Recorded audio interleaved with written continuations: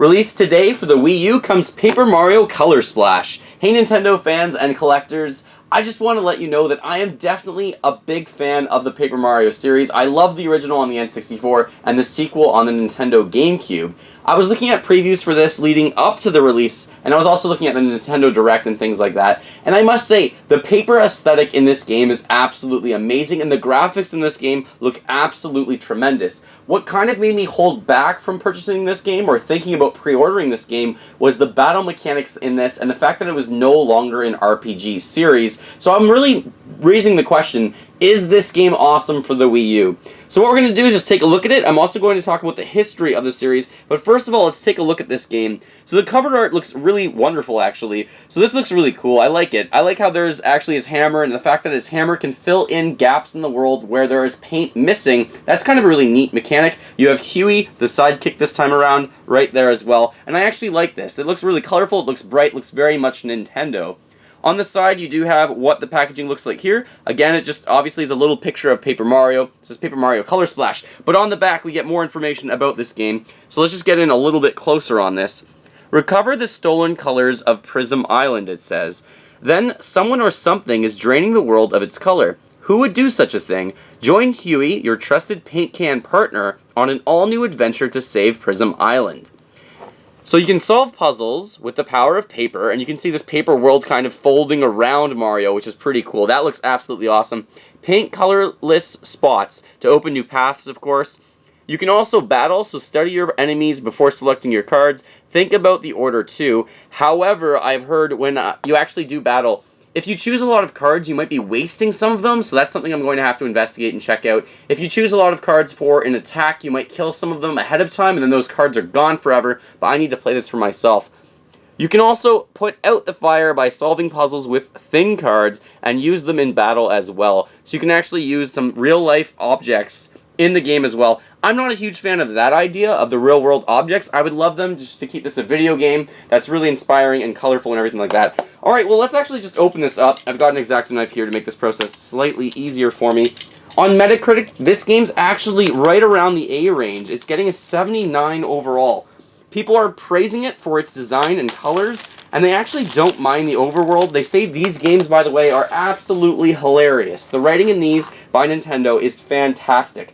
But a lot of people have some quirks or some problems with the battle system, which I would probably agree with. So here's a look at what the disc looks like. Again, I love that. That looks really interesting. I like the Koopas. It always reminds me of Cooper from one of the original Paper Mario games. But I love that. That looks really cool on it. Again, there's no manual anymore for Nintendo games, so you just have an online kind of manual on the gamepad. Now, I must say, though, Wii U games, especially the late releases, are going to be harder and harder to get. This game in Canada was $75. That is a lot of money. In the United States, it's probably something like $50 or $60, which is a bit more reasonable. You can comment below and let me know how much it is in your region. At $75, it seems like a lot. You might want to wait to get this, but if you're a big fan of Wii U games and you like the Paper Mario series, this is definitely a step in the right direction. So really, let's just take a look back at the history of Paper Mario for a moment. Paper Mario, I would definitely say, was inspired by Super Mario RPG on the original Super Nintendo. Now, this one, of course, is a cult classic. It did not have the paper aesthetic that the other games have, but this definitely inspired the entire series. So now let's take a look at the first Paper Mario game, one of my favorite games of all time, probably my favorite game that I talk about all the time.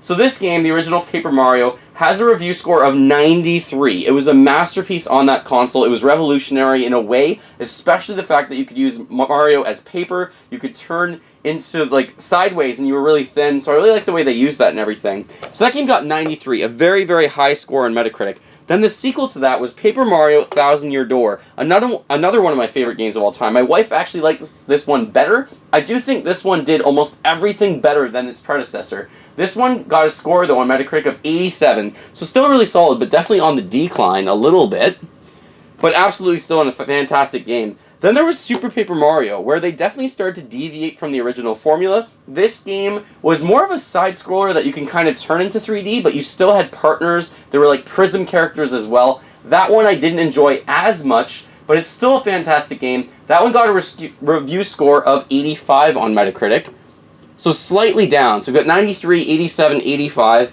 Then we had Sticker Star. So Sticker Star definitely had some problems. This is where I think they started to lose track of the Paper Mario success that they had in the past. So if I didn't mention this before, this one only got 75, so that's a huge step down. The battle system was a bit broken. The thing cards that you could use in the game weren't that good. They were called thing stickers, not thing cards, I should say, because of course cards is in the new game.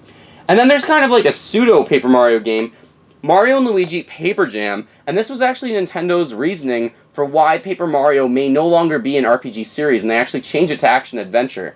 Because why would you have Paper Mario and also Mario and Luigi both being RPGs? Now that would actually truly make sense, logically, if the NX console that's going to come out is both home console and handheld console combined. Then I would agree with them. Having two RPG Mario games does seem a little bit strange. Paper Mario can be great as an action RPG if they do the right things.